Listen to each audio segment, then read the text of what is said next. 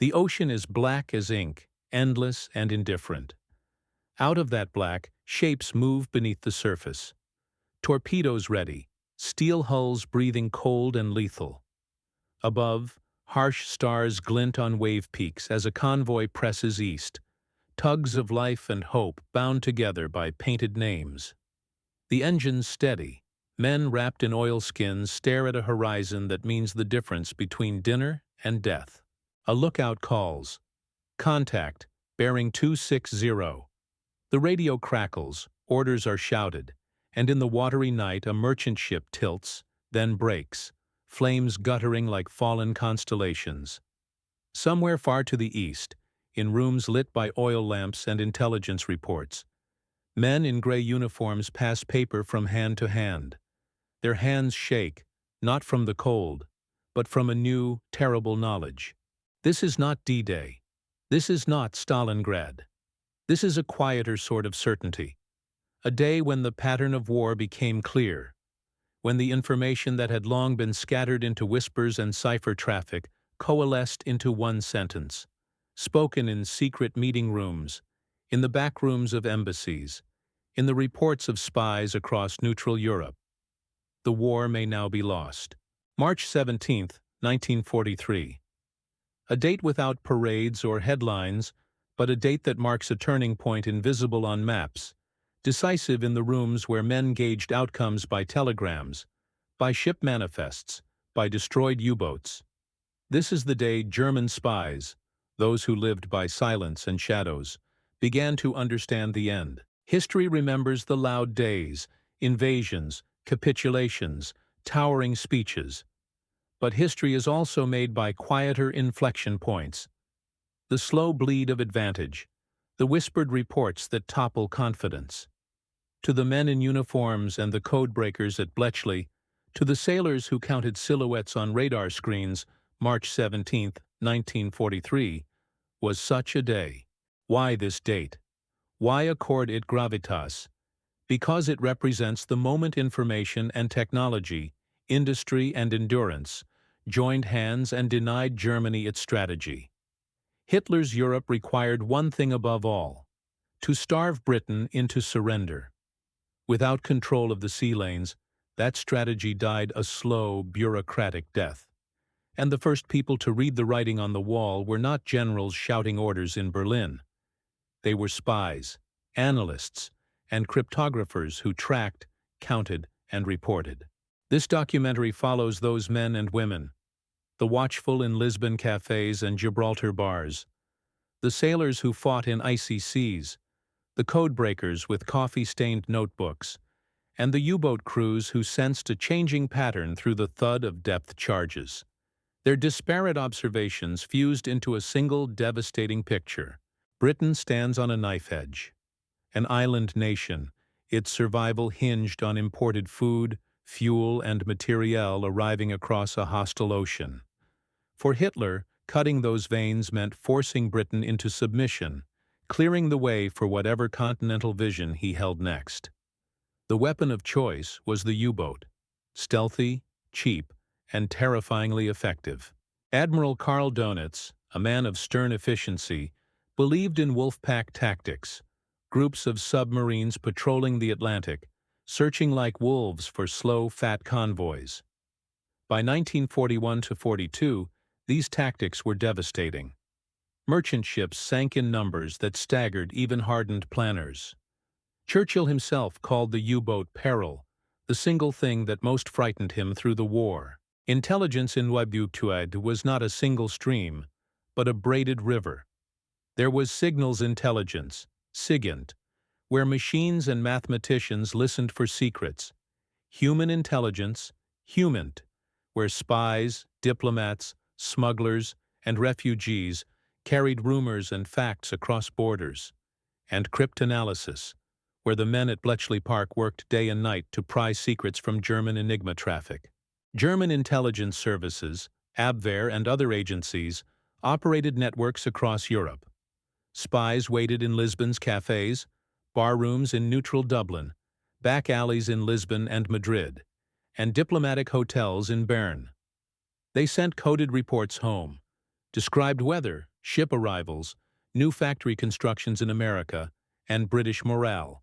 From late 1942 into 1943, multiple technologies came to play decisive roles. Radar improved. Centimetric radar could detect a submarine's conning tower at night. High-frequency direction finding, known as Huff-Duff, could pinpoint U-boat radio transmissions. Long-range aircraft like the consolidated B-24 Liberator filled gaps in the mid-Atlantic air gap. And all the while, Allied shipbuilding increased. American yards turning out merchant hulls at unprecedented speed. At the heart of this transformation was information. Enigma decrypts allowed the Allies to reroute convoys away from wolf packs and sometimes direct hunter-killer groups to U-boat concentrations. The synergy of intelligence and technology began to repel what had previously seemed unstoppable. Mid-March 1943, two convoys, SC-122 and HX-229, coalesced into one of the largest convoy battles of the Atlantic War. Hundreds of Allied merchant sailors, escorted by corvettes and destroyers, streamed east with tanks, crated aircraft, food, and steel. Opposite them, 40 or more U-boats gathered in wolf packs, commanded via radio by Dönitz from his headquarters, ready for a massacre. The battle spanned days. Night fell like a curtain, and with it came the German tactic, surfacing under cover of darkness, homing in on the silhouettes of slow freighters, torpedoes plunging through black water. Flames painted the sea. Men slipped into lifeboats as cries shattered the night. Yet the outcome surprised both sides. Allied escorts, once reactive, had grown cunning and better equipped. Hedgehog mortars, improved sonar, and coordinated escort tactics now challenged the U-boat. Air cover, earlier patchy, began to extend further into the Atlantic. Most crucially, Bletchley Park's decrypts began to give the Allies a strategic sense of where U-boats would congregate. On March 17th, reports from the fight reached neutral and enemy channels alike.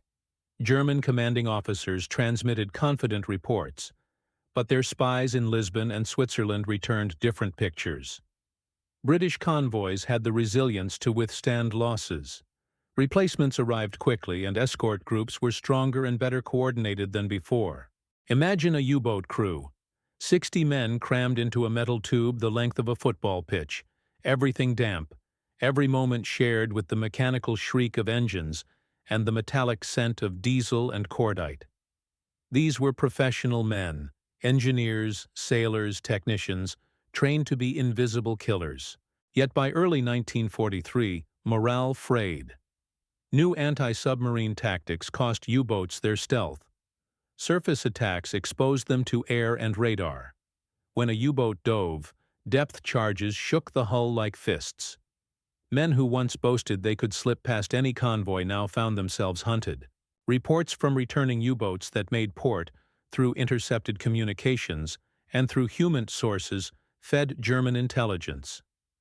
Some reports were optimistic. Others were brutally honest. Fuel limitations, losses, improved Allied weapons. Each return added a tile to an ever-clearer mosaic. German spies worked under growing strain. In neutral ports, British agents, Soviet sympathizers, and displaced Europeans all circulated. The German networks relied on local contacts, dock workers, shipping agents, hotel clerks, to tell them how many ships had left New York, how many were scheduled from Halifax, whether convoys were bypassing U-boat hunting grounds. By March 17th, the content of these reports had changed tone. Previously, the German line had been, "Keep the patrols out of sight. Wait for the tide of shipping." Now the messages contained notes of alarm. Convoy arrivals were steady. Air patrols were extending farther. New escorts with improved weapons had proven deadly. Inside the Abwehr's offices in Berlin, these reports could no longer be easily dismissed. Analysts cross-checked them with Dönitz's own logs, with Kriegsmarine telegrams, and with field reports. The pattern was consistent and ominous. The industrial and technical advances that betrayed the U-boats were not glamorous. They were coaxial cables and magnetrons and improved sonar transmitters. The centimetric radar developed by the Brits allowed escort aircraft to spot a conning tower in the dark. Huff Duff could home in on a U-boat's radio burst and point a corvette in the right direction. Bletchley Park's breakthroughs in cracking Enigma meant the Allies could read convoy and U-boat traffic. Where once U-boat commanders transmitted freely and with security, now the Allies could guess wolf pack dispositions and, crucially, reroute convoys. An entire tactical advantage that had sustained Donitz's offensive was being stripped away at the speed of radio traffic. A turning point is rarely a single event. It is a crescendo, a meeting of logistics, intel, industry, and morale. March 17th was that crescendo for the Atlantic. On that day, in the middle of the violent clashes of SC-122 and HX-229, the Allies began to execute a new pattern of defense. Escorts were no longer mere guardians. They became hunters. Aircraft patrols extended and found U-boats on the surface. The new technology allowed the Allies to force submarines below and then attack them relentlessly with depth charges and new anti-submarine weapons. Within German intelligence circles, the reports were stark. Spies in Lisbon noted fewer refugees complaining of shortages. Dock workers in neutral ports spoke of steady flows. Intercepts showed U-boat losses rising. The German press could not yet say it. Censorship and propaganda prevented public admission. But the quiet reports that slid under doors in Berlin spelled out the calculus. Industrial capacity in the US and Canada meant replacements for lost tonnage came fast. British resolve held. Allied technological ingenuity was closing the Atlantic's blind spots. The phrase, "the tide has turned," would be used for other campaigns later. But for the Battle of the Atlantic, March 17th was where the tide first recoiled. German spies did what they were paid for. They collected facts, compared them, and wrote, with clinical language, what their superiors feared to say. The strategy to starve Britain might fail, and if it failed, the wider strategic horizon for Germany darkened irrevocably. Dönitz was not a man given to hyperbole. In command, he measured risk with spreadsheets of torpedoes and tonnage. Even he began to acknowledge the strain. Reports of increasing U-boat losses reached him, and though he remained defiant, his tone in private exchanges shifted from confident optimism to urgent recalculation. The U-boat arm had been the one element of Germany's war machine that consistently provided victories. Its erosion signaled the unraveling of a central pillar. When those who knew the true scale of the losses, the analysts and the spies, began to whisper, "impossible to replace," Berlin's strategic options narrowed. Only weeks after March 17th came Black May, May 1943, when the metric of loss accelerated. In a single month, the Kriegsmarine lost 40-plus U-boats. Replacement could not cover attrition. New tactics, hunter-killer groups, escort carriers, refined radar, and air cover blew holes in the Wolfpack concept. Dönitz withdrew U-boats from the North Atlantic operations, not as surrender, but as a recognition of the new reality. The German Navy would attempt to evolve with new weapons, snorkel designs, and better torpedoes, but the strategic advantage was lost. Without control of the Atlantic, Hitler's plan to subdue Britain by blockade was effectively dead. That meant Britain could remain a staging ground for Allied operations, a safe harbor where weapons and men could gather for a continental invasion. Logistically, the Allies began stockpiling for large operations in 1944. Strategically, the war shifted from a fight for survival to a fight for liberation. For German spies, the aftermath was humiliation and bitter clarity. Their reports, once read with presumptive optimism, now detailed systemic failures. Where they had once celebrated U-boat sinkings and convoy confusion, they now kept a ledger of losses and analyzed American industrial throughput with cold arithmetic. Men on both sides paid the price. Merchant sailors from Canada and Britain huddled on wreckage in freezing water. U-boat crews, young and often idealistic, returned with empty eyes. At Bletchley, weary codebreakers cheered quietly when decrypts helped reroute convoys. In Lisbon, informants who had provided the Germans with data now reported back that the Germans were losing. These human threads knit the strategic picture into the lived reality of thousands. March 17th is an emblem of how intelligence changes outcomes. The physical contest on the sea mattered, but so did the interpretation of signals, the arrival of new radar technologies, and the steady, often invisible work of decrypting and disseminating information. The spy who watched a dock in Lisbon, the radio operator who recorded a U-boat transmission, the analyst at the Abwehr who cross-checked returns, all of them participated in a collective cognition that led to the realization of defeat. This idea extends beyond 1943. Historians often point to Stalingrad or Normandy as the moments when the Wehrmacht broke. Yet the Battle of the Atlantic quietly determined whether Britain would remain a capable base for future Allied invasions. If Germany had succeeded at sea, the entire war might have shifted. Instead, the loss at sea guaranteed Britain's endurance and helped set the stage for liberation. Berlin's shock at March 17th mirrors the reaction at Stalingrad. Both represent moments when strategic outcomes became apparent before the physical removal of forces. At Stalingrad, encirclement convinced German commanders they could not win in Russia. On March 17th, the evidence convinced intelligence officers that the Atlantic no longer belonged to them.